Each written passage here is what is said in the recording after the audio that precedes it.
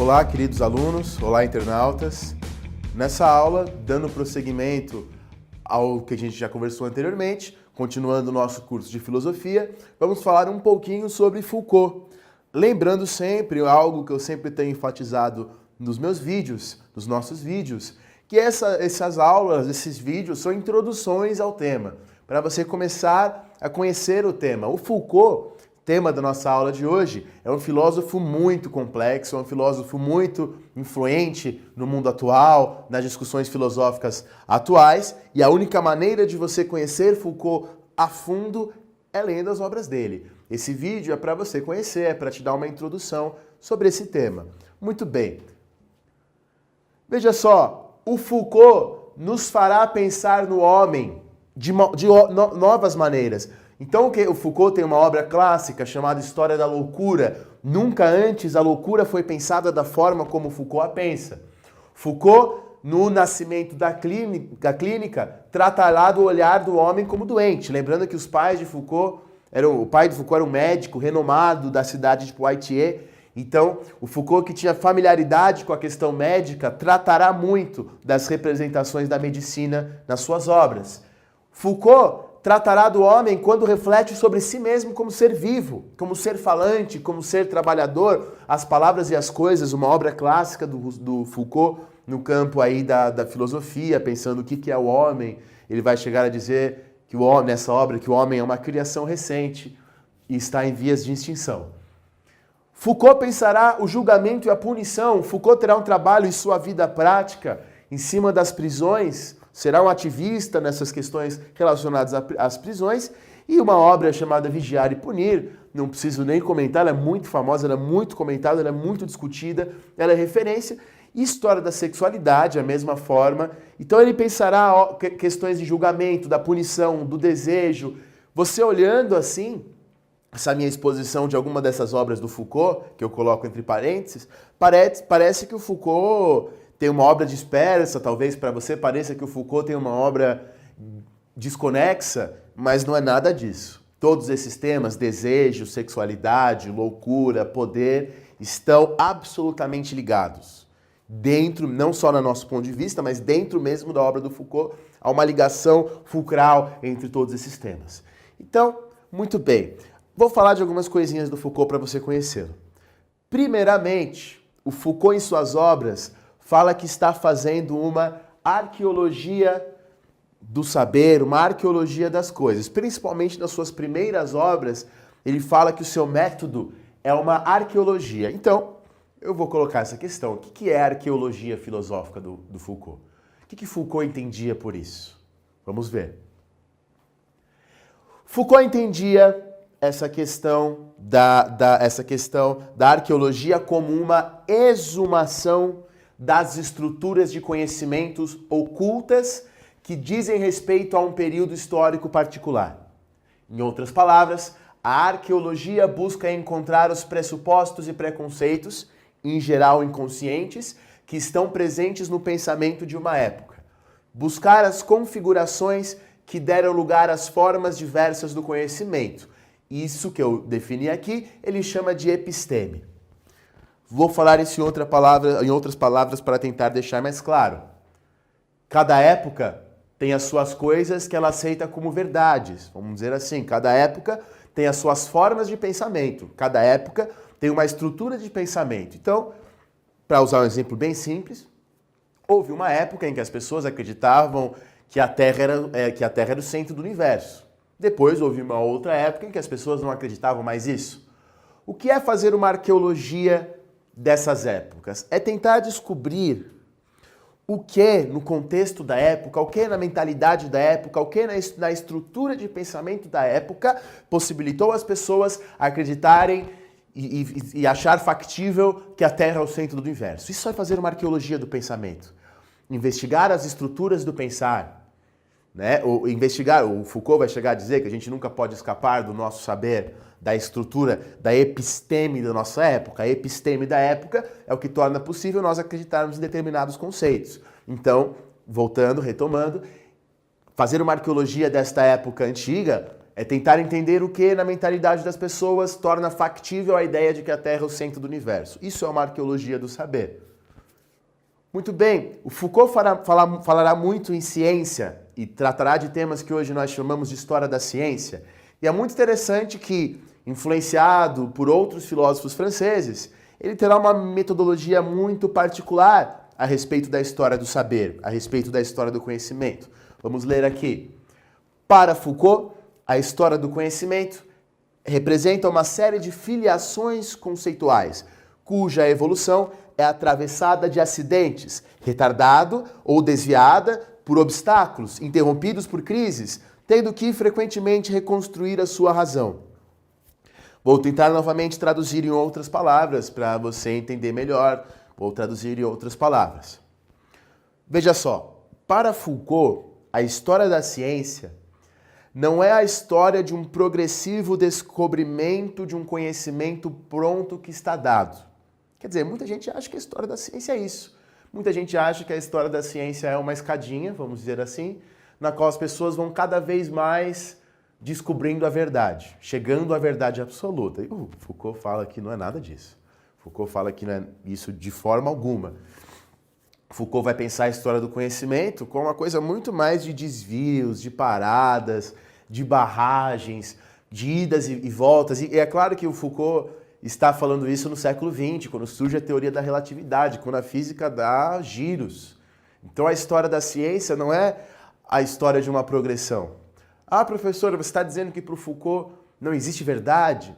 Não é exatamente isso, que a verdade não existe ou que é tudo absolutamente relativo. É que cada época, a episteme de cada época terá uma verdade que lhe é útil, que lhe é própria, que faz sentido. Né? E não se trata de condená-la. Se trata de que cada época terá a verdade que lhe é apropriada, que lhe é adequada, ou as verdades, melhor dizendo. Eu vejo que é diferente de dizer que a verdade não existe. Existe. Só que ela é própria de uma episteme de uma época. E a história da ciência vai descobrindo essas verdades. Muito bem. Então veja que isso é uma questão metodológica muito interessante. Vou exemplificar melhor para você, usar o exemplo que o próprio Foucault traz. O Foucault lembra de um conto de um grande escritor argentino chamado Jorge Luis Borges. O Borges, num dos seus contos, trata de uma enciclopédia chinesa que divide os seres vivos em pertencentes ao imperador, embalsamados, leões, sereias, fabulosos, cães soltos, que se agitam como loucos e desenhados como um pincel finíssimo de pelo de camelo. Para nós isso é muito estranho, nós que classificamos os seres vivos como vertebrados, invertebrados ou mamíferos. Nós temos essas classificações, os chineses têm as deles. Será que as nossas classificações, vou pegar esse exemplo simples dos vertebrados e invertebrados, será que as nossas são menos arbitrárias do que essas? Quer dizer, a nossa classificação vertebrado e invertebrado faz todo sentido para a gente e parece lógica. Tenho certeza que para esses chineses essa classificação não faria nenhum sentido, não teria nenhuma utilidade. Para eles, essa classificação tinha toda a utilidade. Ai de você se você fizesse alguma coisa com um animal pertencente ao imperador.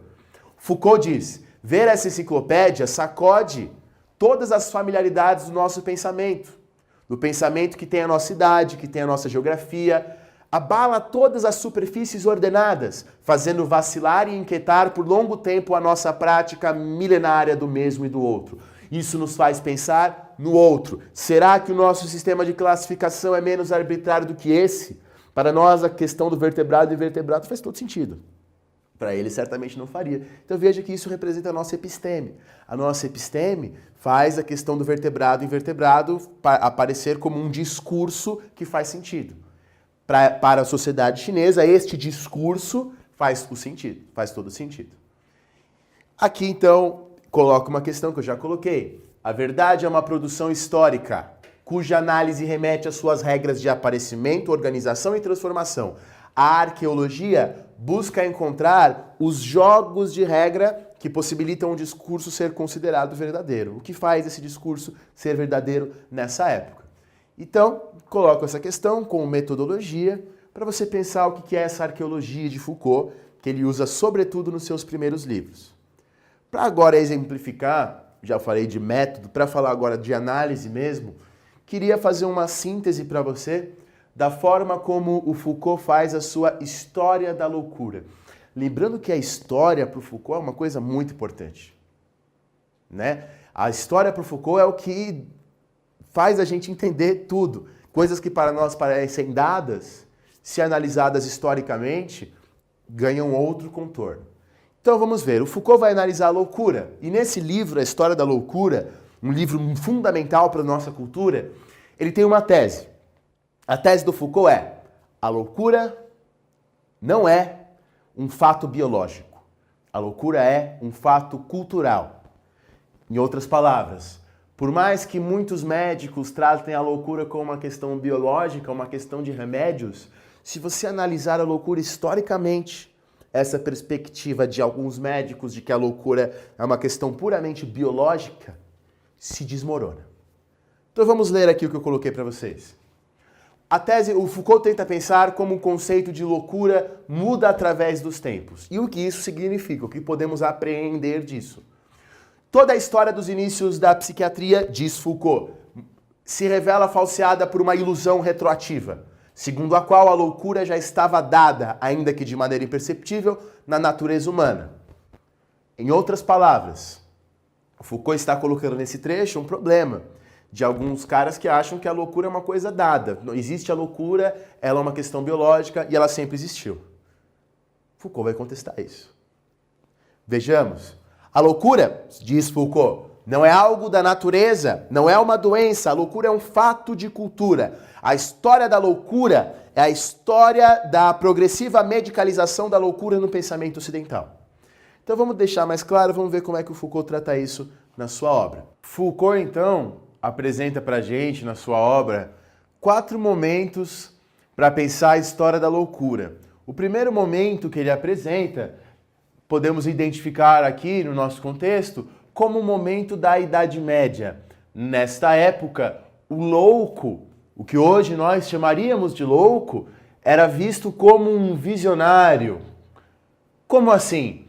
Ora, nessa época, por exemplo, há um filme famoso chamado O Incrível Exército de Brancaleone, e nesse filme famoso mostra um personagem de um profeta, um missionário, que conclama os homens para ir para a Terra Santa, matar os muçulmanos e tudo mais.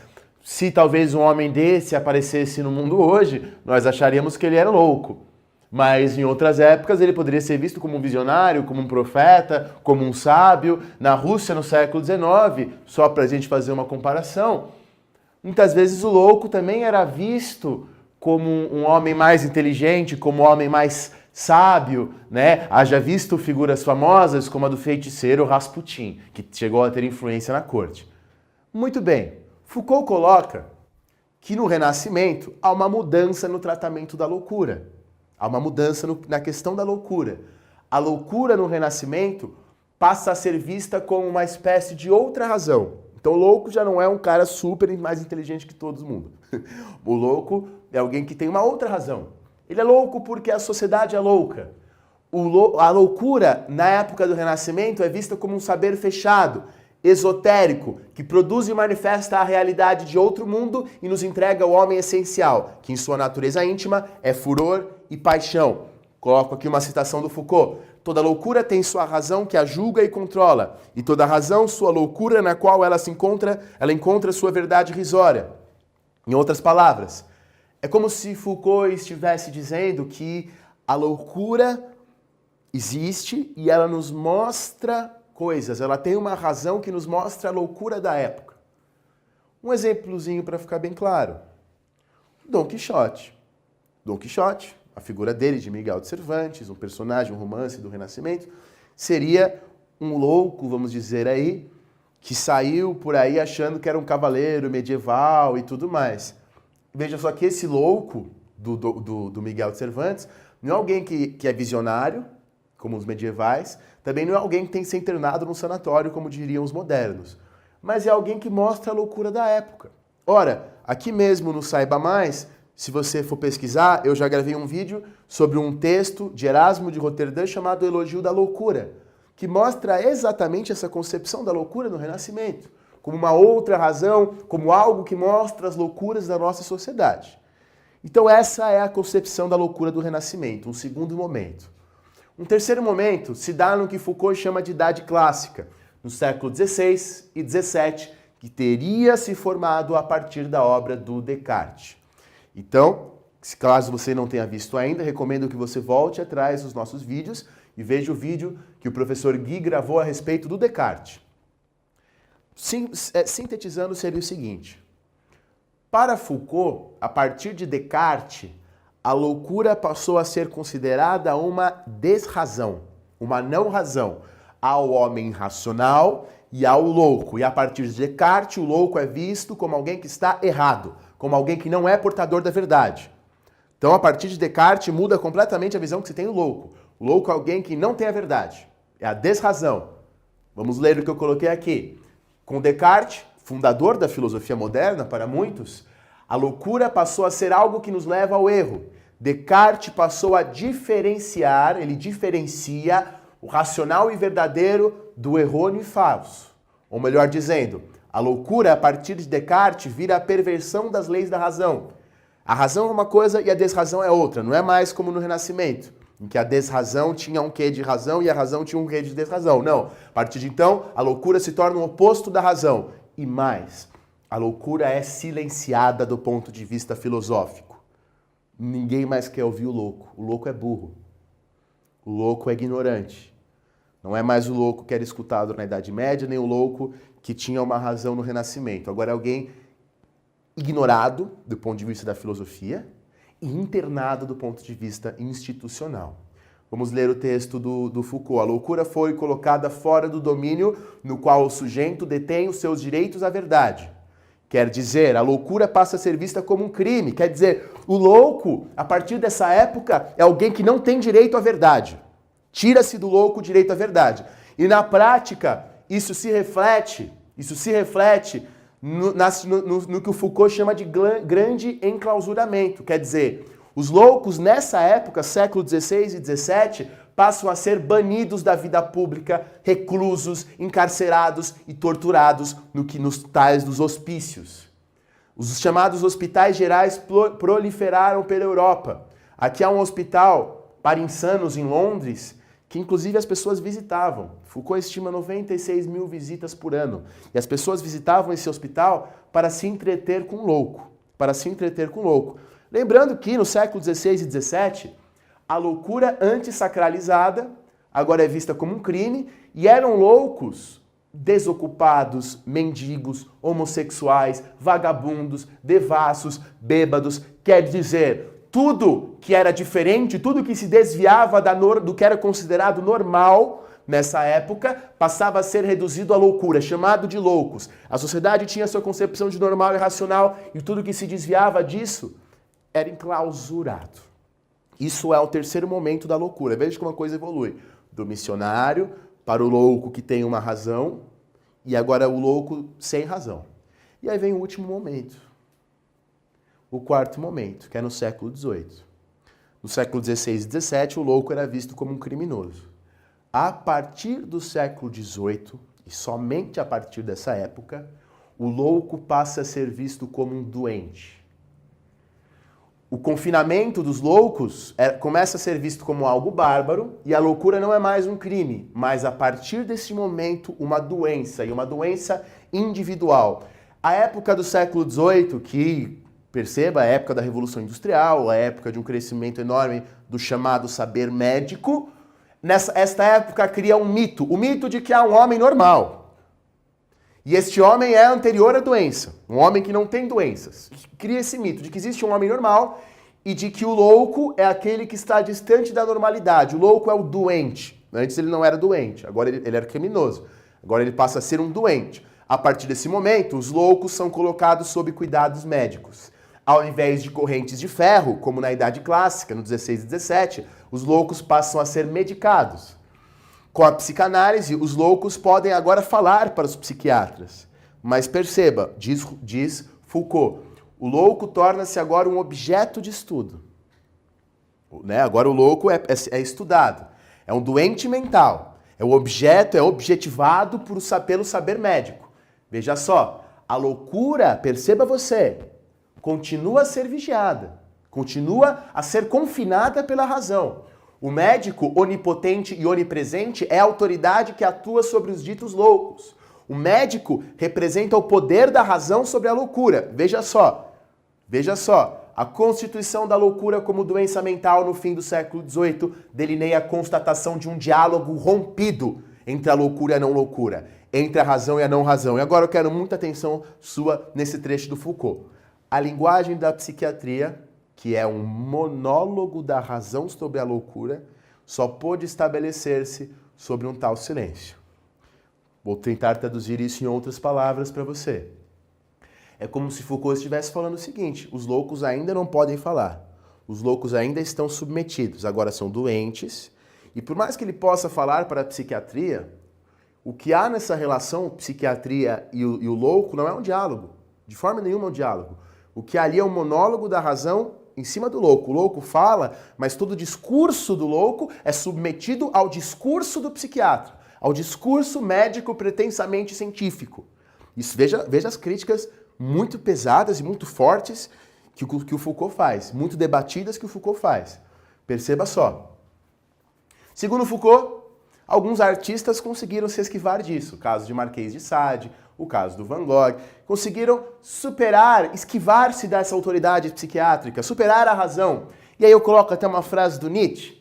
A gente pode se questionar se o Nietzsche foi o mesmo, se o Nietzsche realmente ficou louco, ou se na verdade o que o Nietzsche fez foi concretizar a sua filosofia.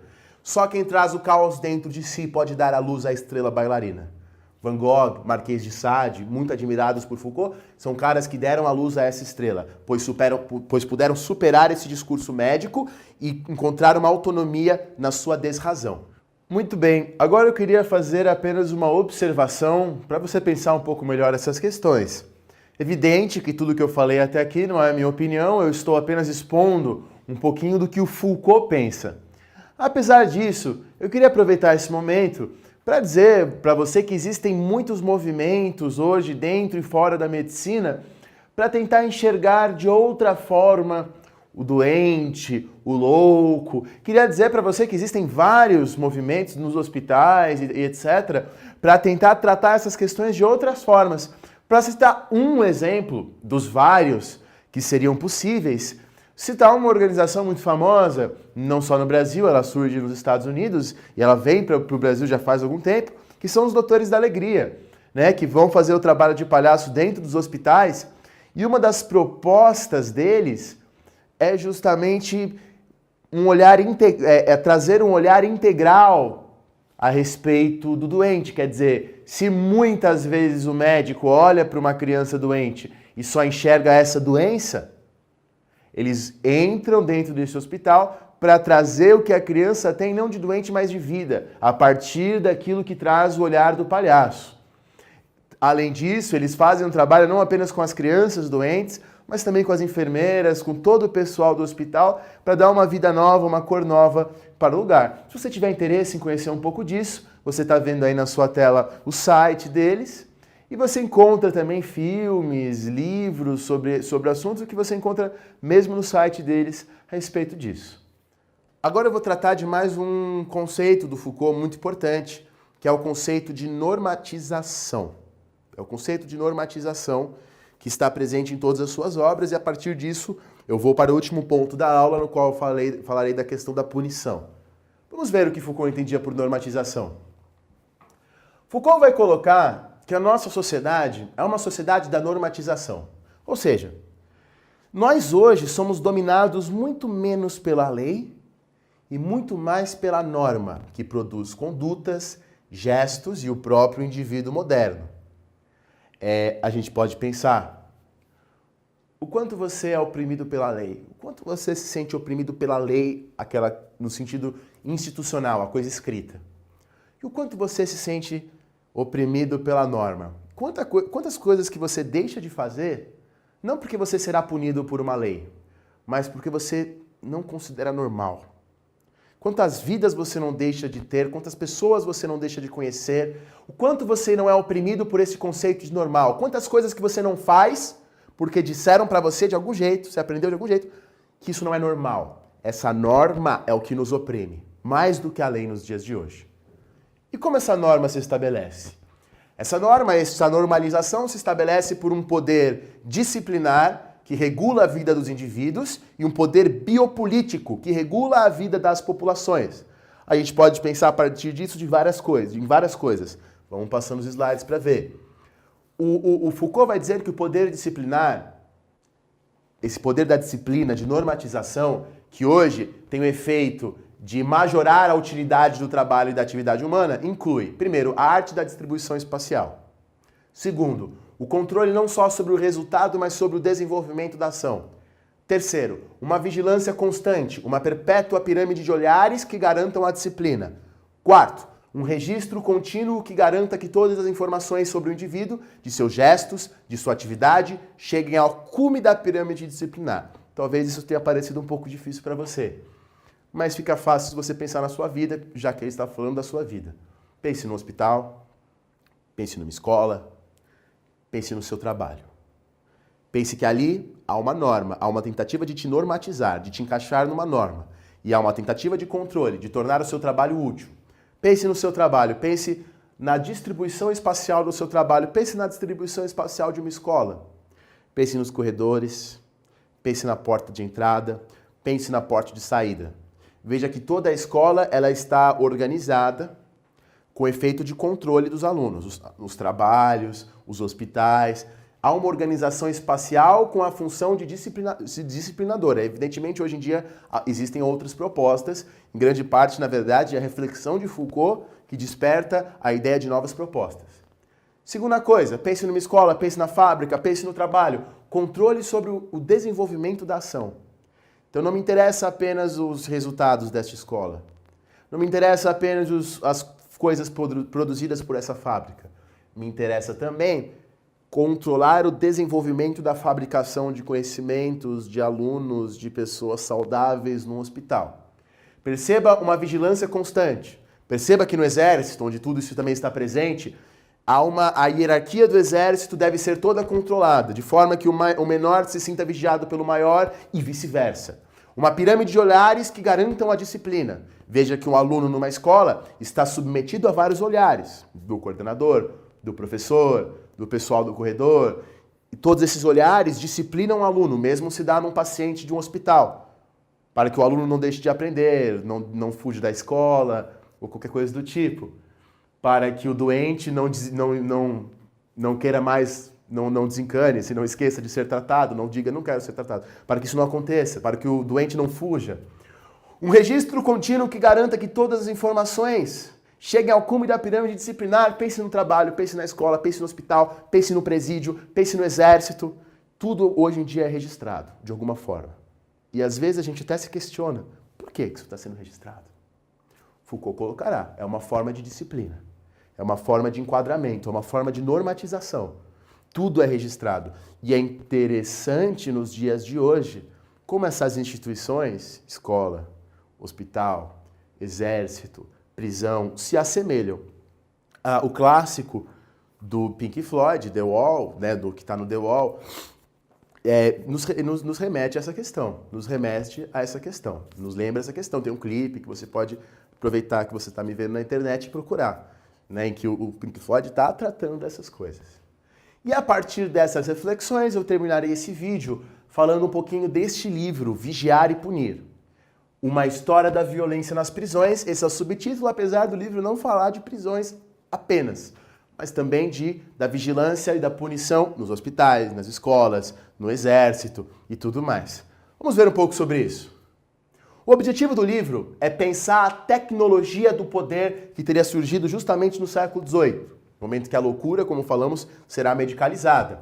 O livro trata de escolas, fábricas, hospitais. Este tema, que eu já estou abordando com você, da normatização, é o que se chama microfísica do poder. Foucault não está pensando o poder só no âmbito estatal. O poder do governante que reprime. Não é só isso. O Foucault está pensando outras formas de poder. O poder estabelecido dentro do trabalho, a vigilância dentro do trabalho, dentro do hospital, dentro da escola, dentro do exército. Então vamos ver. Foucault vai falar também de momentos na história da punição. Um primeiro momento, até o século XVIII aí, é o momento da execução pública, que era o centro da prática punitiva. O espetáculo do corpo esquartejado, amputado, marcado no rosto ou no ombro, exposto vivo ou morto, forma o cerimonial judiciário. Vou tentar traduzir em palavras mais simples para você mais uma vez. Basta se lembrar da execução de Tiradentes. Não basta eu punir o Tiradentes. Para eu punir o Tiradentes, eu tenho que esquartejá-lo em público, ler uma sentença. A sentença do Tiradentes foi lida durante horas e horas e horas. A pena, até o século XVIII, era um espetáculo público para ser visto. Já que, até o século XVIII, todos os crimes que eram feitos eram considerados crimes lesa majestade. Ou seja, se o Tiradentes faz um determinado crime, é como se o Tiradentes estivesse ofendendo diretamente a figura do rei. Os crimes eram considerados ofensas diretas à figura do rei. Daí que a pena tinha que ser uma pena cerimonial exemplar, onde o corpo era amputado, esquartejado, essas coisas que vocês viram por aí. Só lembrar da pena também do Tupac Amaru, aqui na América do Sul, quando ele se revoltou. Famosa forma de execução dessa época, em que cada pedaço do seu corpo era amarrado num cavalo, os cavalos tinham que andar e os cavalos arrancavam todos os pedaços de seu corpo. Isso eram as formas de punição judiciária até o século XVIII. Todo crime era visto como ofensa à majestade. Portanto, a liturgia da execução pública de sua punição demonstrava a vitória do poder soberano sobre a ofensa que lhe foi feita. Isso muda no século XVIII. Essa forma de punir muda. Muda como e muda por quê? No século XVIII, veja só, não é mais agora que a gente tem que castigar corporalmente o criminoso em público e exibir o seu corpo. Ao invés de simplesmente destruir o corpo do indivíduo, a sociedade passa a controlá-lo. Ou seja, agora a detenção, a prisão, como a gente chama hoje, torna-se a principal forma de punição. O corpo não é mais destruído. O corpo é internalizado numa prisão, sujeito ao poder prisional. As penas passam a ser supostamente proporcionais aos atos do criminoso. A pena agora não é mais uma vingança do rei, não é mais o rei mostrando a sua força, mas a pena se torna um ato administrativo do Estado. Veja como as coisas mudam. Coloca-se então o problema. Qual é a medida e a economia do poder de punir? Como eu puno? Eu vou punir mais, vou punir menos, vou matar, não vou matar? De maneira que o direito de punir-se, então, o direito de punir não é mais a vingança do soberano, e sim a defesa da sociedade. As pessoas diziam na época, ora, então agora nós humanizamos as penas. Agora as penas foram humanizadas, não mais destruímos em praça pública o detento, mas colocamos ele numa cadeia. O Foucault, que estudava as cadeias, questionava isso fortemente. Não é que as penas foram humanizadas. É só dar uma olhadinha nas prisões que você verá isso. O que ocorre não é a humanização da punição, mas uma estratégia de remanejamento do poder de punir a fim de aumentar os seus efeitos, diminuindo o seu custo econômico e político. Em outras palavras, o sistema penal que se forma é uma consequência da sociedade reguladora e disciplinada que estava começando a surgir. Ou seja, no momento que surge essa sociedade normativa, você faz isso com os prisioneiros. Como assim, professor? Nossa sociedade de hoje não é mais uma sociedade do espetáculo, como diriam alguns. Talvez aqui Foucault respondendo ao Guy Debord, que tem o famoso livro A Sociedade do Espetáculo. Mas é uma sociedade de vigilância. Não estamos mais nas arquibancadas, nem no palco de nada. Estamos numa máquina panóptica, investidos por seus efeitos de poder que nós mesmos renovamos, pois somos as suas engrenagens. Você deve estar se perguntando, professor, o que é isso de panóptico? Para explicar a nova forma de disciplina e vigilância nos hospitais, nas escolas, nas fábricas e nas prisões, Foucault cita o clássico exemplo do panóptico, que significa literalmente vê-se tudo, de Jeremy Bentham. Então, agora é o último momento de nossa aula, eu vou explicar para você o que é esse panóptico, que vem do Bentham. O Foucault recicla esse modelo, e o Foucault fala que essa coisa do panóptico é o modelo de vigilância dos hospitais, das escolas, das fábricas, etc. Você vai ver esse modelo e você vai você mesmo pensar se você acha que isso é adequado ou não. Você vai ver se você acha que realmente as nossas sociedades são panópticas. Esse modelo de vigilância se aplica ao nosso mundo moderno. Vejamos. Aqui tem para você aqui uma imagem do que seria esse panóptico. Vou aqui um pouquinho para o lado para você ver melhor. No modelo panóptico, funcionaria da seguinte forma. Aqui está uma série de celas e há aqui um poder central. Há aqui um lugar central, grande. Nesse lugar central seria a torre de vigilância. Essa torre de vigilância vigiaria todas as celas. Por ela daria para olhar todas as celas. As celas ficariam com as suas portas abertas, elas teriam uma janela para fora e uma porta para dentro. De forma que, por conta dessa janela, todas as celas aqui estariam iluminadas. E por se colocar de forma circular, este poder central pode vigiar todo mundo. Mas veja, por conta da disposição desse panóptico, desse modelo panóptico, todos que estão nessas celas podem ver o poder vigilante. Podem ver que ele está lá. Mas eles não sabem se tem ou não alguém vigiando. Então todos estão com medo, porque aqui há a vigilância, sem saber se essa vigilância está acontecendo ou não. Olha o que o Foucault diz. O panóptico induz no detento um estado consciente e permanente de visibilidade que assegura o funcionamento automático do poder. Automático. Fazer com que a vigilância seja permanente em seus efeitos, mesmo se descontínua em sua ação. O sucesso do poder disciplinar se deve, sem dúvida, ao uso de instrumentos simples. O olhar hierárquico, a sanção normalizadora e sua combinação com o exame. Então é como se a gente tivesse, essa coisa do panóptico, voltando aqui à imagem, é como se a gente tivesse internalizado isso, como se dentro de nós existisse essa torre de vigilância. Nem sabemos se tem alguém olhando, mas a gente acredita que tem. A gente segue isso, é que nos normaliza. O olhar hierárquico, a sanção, o exame, o objetivo de maximizar a utilidade e docilidade das pessoas que estiverem nesses lugares. Então com isso você se torna um ser útil e dócil ao sistema, seguindo essa sanção normalizadora. Então, assim eu termino esse tema, assim eu encerro a nossa exposição sobre Foucault. Se você for no Google agora, você encontra uma série de textos, de estudos sobre o Foucault, tem um monte. É um filósofo muito importante, com muitos debates.